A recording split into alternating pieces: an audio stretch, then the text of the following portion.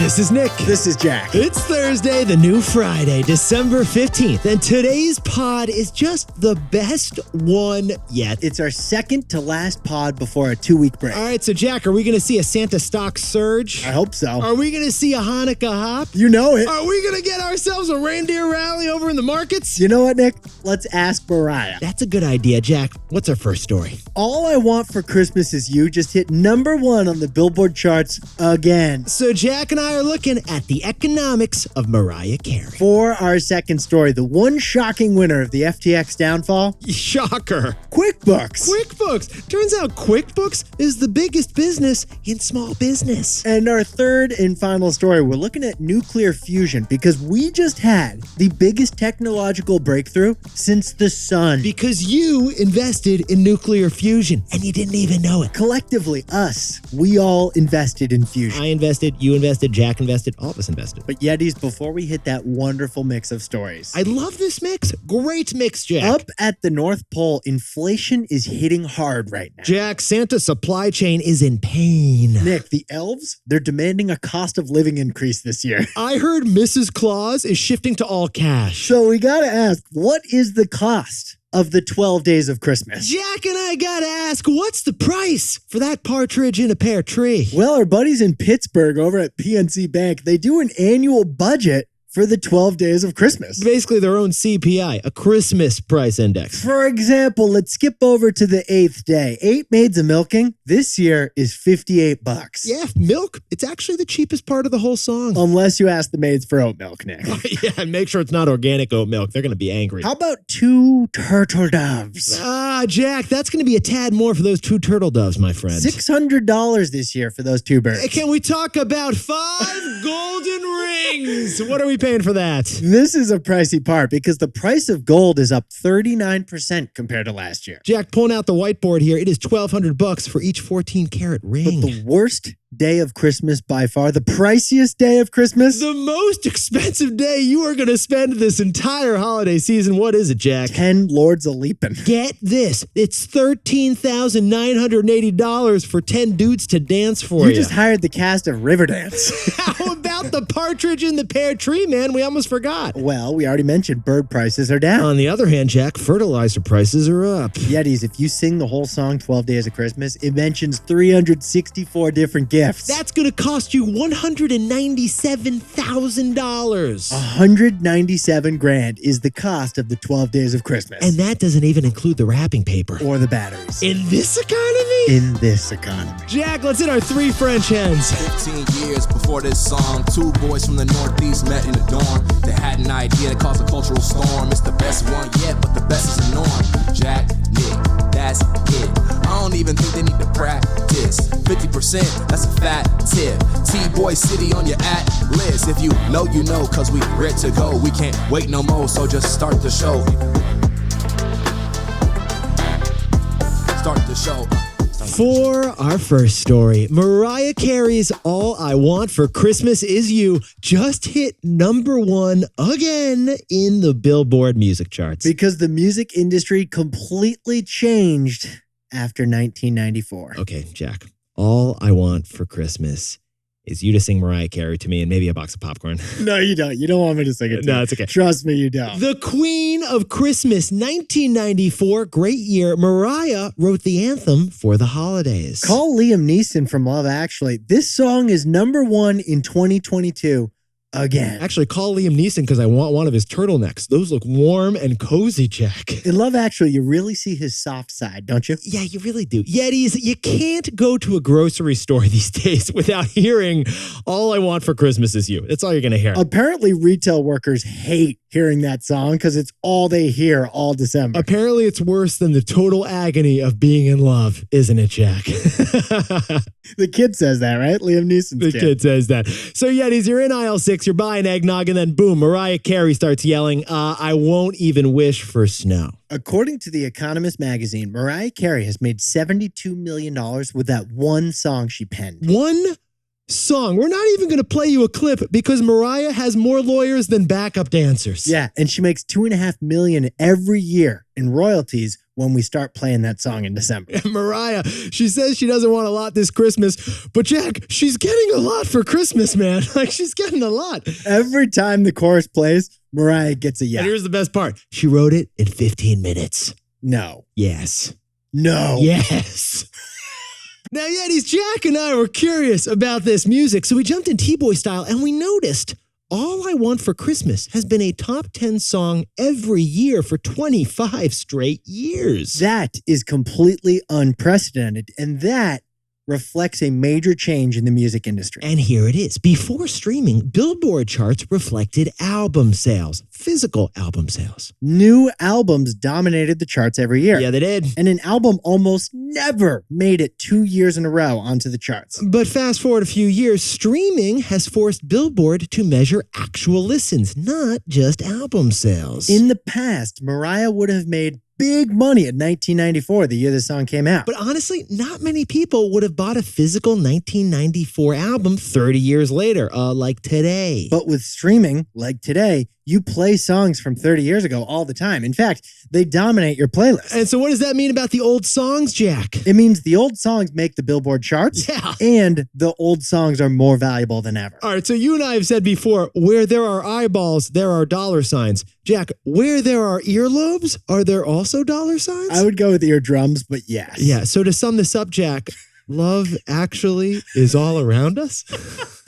So, Jack, what's the takeaway for Liam Neeson and Spotify and all our buddies in the music industry? Because of streaming, music just hit its highest valuation since Mozart. Yeti, songs have never been easier to listen to because of the streaming platforms like Spotify, Apple Music, Pandora. And songs make money every time you stream them, even years after those songs have been made. Okay, so if you combine both those factors, that massively extends the money-making life of every single song. And those two factors have meant a massive upward shift in the value of old music in particular. Jack, can we talk about David Bowie, Shakira, Bruce Springsteen, Stevie Nicks, Bob Dylan? What have they been up to lately? Each of them sold the music rights to their back catalogs for over $100 million. Over $100 million for each of those music catalogs. Mariah has not sold the rights to her back catalog. No, she hasn't. But one song alone is worth $2.5 million every December in good hard cash flow. Besties, streaming changed your listening habit, but it transformed music's valuations. For our second story, there is only one winner of the FTX crypto drama, and that winner is... It's QuickBooks? QuickBooks. Yeah, because the least sexy businesses are often the most profitable ones. Oh, Yetis, let's go back to, yesterday. We told you about the arrest of the former FTX CEO, Sam Bankman-Fried. Well, on Tuesday, his replacement, who does not think highly of Sam Bankman-Fried, he told Congress just how disorganized the company was that he took over. No, Yetis, this is where things got kind of funny. There was one little detail he said yesterday that had a big impact. He told Congress that Sam Bankman-Fried ran FTX's books using QuickBooks. FTX used QuickBooks as their accounting software. QuickBooks! The $32 billion crypto giant uses the same accounting software as your local delicatessen does. Yeah, we're talking Jane's Jelly Donuts down the street. They're using QuickBooks. That's who's using QuickBooks. We use QuickBooks. We use QuickBooks. We're not a $32 billion global cryptocurrency exchange. It's a small business basic software. Honestly, FTX depending on QuickBooks is like if Fort Knox depended on plastic zip ties to defend their vault. So Yetis, Jack and I heard that one line and we got curious, so we decided to jump in T-Boy style. Okay, QuickBooks is actually the crown jewel of a publicly traded fintech giant known as Intuit. Intuit. It's a fintech company that owns Credit Karma, TurboTax, Mint. They know what you spend every month, basically. They do, but QuickBooks is their only business-facing product. And Jack and I discovered that QuickBooks is one yapping profit puppy. Wow, it really is. Yet these small businesses and entrepreneurs, they link their bank accounts and their spending accounts to QuickBooks, and that software manages their money and keeps the books. Yeah, QuickBooks focuses on small businesses, but the numbers for QuickBooks are huge. We were shocked to see that it makes $3.5 billion of profits every year. Sit down, stand up, sit back down again. That is over half of their parent company Intuit's total profits. And Intuit is worth $120 billion, which means QuickBooks alone is worth over $60 billion. $60 billion. Yet these QuickBooks, this small business software, is worth more than Ford, GM, Chipotle, or Hilton combined. Not combined. No, it's not combined, but it is worth more than all of them individually. That's crazy. It's like Rudy. So, Jack, what's the takeaway for our buddies over at QuickBooks? The least sexy businesses can have the hottest profits. Yetis, accounting. The accounting industry, the recording of financial information. It's not the most glamorous industry. We love accountants. The balancing of the books. We've got friends who are accountants. They're fantastic, but the industry, not as exciting. Yeah. And yet QuickBooks, this one boring software program, is worth 15 lifts. In fact, QuickBooks, we noticed, basically has a monopoly on all the mom and pop shops around your streets. 80% of small businesses use QuickBooks to balance their books. 4 out of 5 cookie stores in Utah, they're crunching their numbers with QuickBooks. QuickBooks got so dominant, 80% of the market, because accounting software just isn't a sexy industry. Our brightest visionaries, they aren't re-envisioning T-charts and balance sheets, Jack. No, they're not. They're just letting QuickBooks dominate the industry. There's no Steve Jobs of accounting, so QuickBooks doesn't have to face as much competition. Which means they can charge whatever they want. And that is why the least sexy businesses are often the most profitable. Now, a word about our sponsor, Robinhood. You can do just about anything from your phone, but some industries, they've just been slow to The move. finance industry was slow to move from phone to computer, and then from computer to app. Robinhood wasn't. It's the Silicon Valley-based brokerage that's been updating apps since it was born in 2015. Using the Robinhood app for your stocks and crypto is almost as easy as downloading it. So you can invest at your pace on your terms by downloading the Robinhood app. If you're not investing on Robinhood yet, to get started, go to Robinhood.com/Tboy and choose your free stock. That's Robinhood.com/TBOY. Limitations apply. Stocks are offered by Robinhood Financial LLC, member SIPC. Crypto offered through Robinhood Crypto. All investments involve risk. By the way, this podcast is not owned by or part of Robinhood, and we are not employees of Robinhood. For our third and final story, the same kind of energy that powers, the sun just happened here on Earth. The sleeper venture investment right now, It's not what you think. it's fusion energy. All right, Jack, I'm sorry. 1 second. Let me just whip out, the theory of relativity on us. What's going on over in the physics world? Well, atoms are tiny. I mean, atoms. Yes. Not Adam, our editor. Good point. T, not D. This news, though, is huge. A government lab in California just pulled off the world's first ever fusion reaction. And how would you describe this fusion reaction, Jack? Oh, it's pretty simple, actually. It's simple. Okay. You shoot 192 lasers at a tiny ball of gold, uranium, and diamonds. No big deal. No big deal. And what's the goal of this action, Jack? Trigger a fusion reaction. Yeah, Yetis, they're not trying to split an atom. They're trying to merge the atoms. Splitting atoms releases a whole bunch of energy. Anyone can split the atom. But merging an atom releases way more energy. So much more energy, like sun level energy, right? Nuclear fusion was like the fantasy of Albert Einstein. It does power the sun. Yeah, that's what the sun does. We're talking about a limitless, carbon-free, perfect electricity. That is fusion. Fusion is also the plot of Spider-Man 2. That's a good Like point. Tobey Maguire. That bad guy was really onto something there, Jack. With the bionic arms coming out of his back. Rachel, where's the energy? All right, different superhero, but same idea. You know what we're talking about. Yetis, guess what? For the first time in human and Earth history, researchers at the Department of Energy just did fusion. They just did fusion. And it turns out nuclear fusion is the sleeper venture investment of the whole decade. This is what fascinated Jack and me. $5 billion of private capital has been invested in nuclear fusion startups without that much press about this. For instance, Commonwealth Fusion Systems raised $1.8 billion last year from Bill Gates and Tiger, a venture capital firm, to do fusion. TAE, another startup that raised $1.2 billion and has 400 people working on merging fusion atoms. And those startups are pretty pumped right now. Yeah, they are. Because experts are calling this breakthrough a Wright brothers moment for fusion. Yetis, forget flight, forget TikTok. We are entering the age of fusion. Now, it's going to take decades more of research and development to commercialize this. We're going to need more lasers. We're going to need better lasers. We're going to need sharks, more sharks with lasers attached to their heads. That's right. But eventually,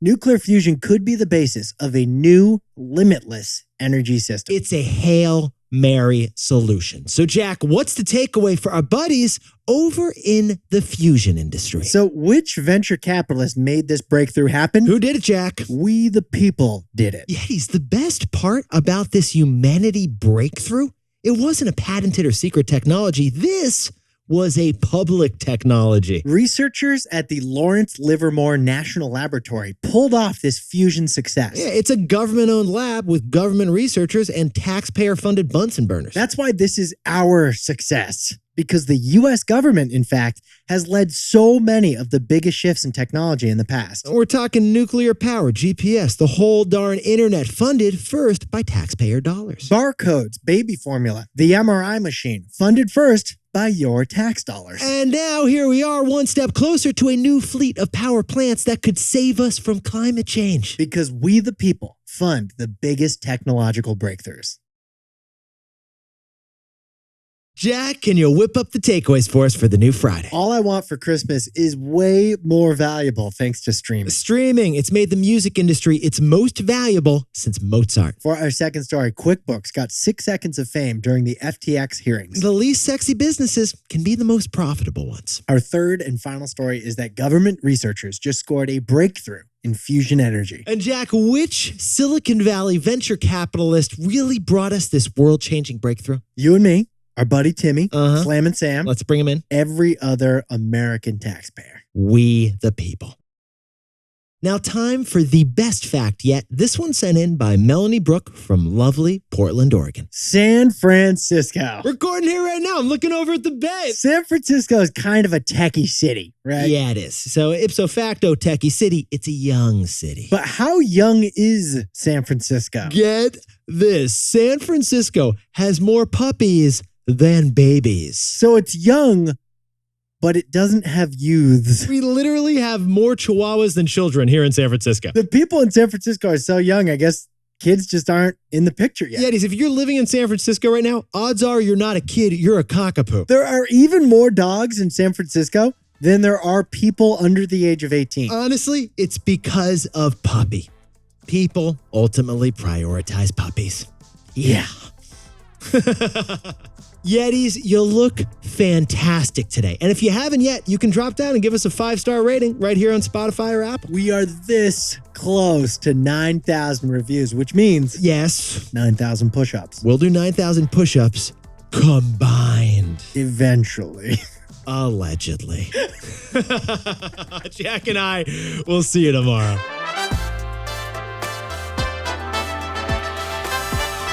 And before we go, happy birthday to Yeti Daniela Dominguez in Mexico City, who's listened to 3,832 minutes of this podcast. That's every minute of 2022. And a happy birthday to Roland Hamway, turning 13 on the way to school in Vero Beach, Florida. And happy birthday to C. Powell from Kannapolis, North Carolina. And Jackie Medina is turning 22 down in Escondido, California. Happy early birthday to Nick Copperod in Chicago. Doing logistics. And Melania Moat, happy birthday in Bonita Springs, Florida. Happy birthday to Kari Canuela, celebrating today in the Philippines. And congratulations to Tori Chung, who's getting a new puppy, not in San Francisco, but in Oregon. Because puppy. And congratulations to Tasha Blair for finishing business school. And a couple of Yetis who T-boy together, Carrie Carter and Melanie Guzman, are getting married in Antigua this weekend. And to anyone else celebrating something today, make it a T-boy. Celebrate the wins.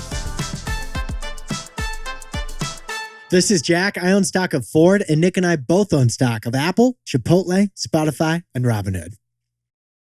Now, a word about our sponsor, Robinhood. Jack, rule number 1 about a kitchen renovation, tell your friends about your kitchen renovation. We know the cabinets are expensive. Well, in the pandemic, a lot of companies renovated their businesses, focusing on apps and digital. Robinhood didn't have to. It was built digital from the start. Robinhood's mobile-first and intuitive design makes investing a little easier for every stage of your investing journey. Whether you want to trade options, ETFs, or stocks through Robinhood Financial, or buy some Bitcoin on Robinhood Crypto, you can do all that right on the Robinhood app. If you're not investing on Robinhood yet, to get started, go to Robinhood.com/TBoy and choose your free stock. That's Robinhood.com/TBOY. Limitations apply. Robinhood Financial LLC, member SIPC. All investments involve risk. By the way, this podcast is not owned by or part of Robinhood, and we are not employees of Robinhood. It's hard to leave Delta because they've upgraded me to first class and I felt flights on the flight. Keep upgrading. United sent you to Delaware accidentally. It's hard to leave Delta because they actually let me on the flight and bumped me into steerage class under the belly of the plane. I have this little window of like 2 statuses. Yeah. One of them is going to end. You're a man torn between 2 statuses. It's a very relatable problem. You're kind of, Jack, you're kind of like got 2 relationships going on right now. Do they know about each other? Well, United knows about Delta. I don't know if Delta knows about United. How are you going to tell Delta about United? I'm going to ghost them. Look, Delta, it's not you. It's me. It's not you. I'm going to ghost It's the perks.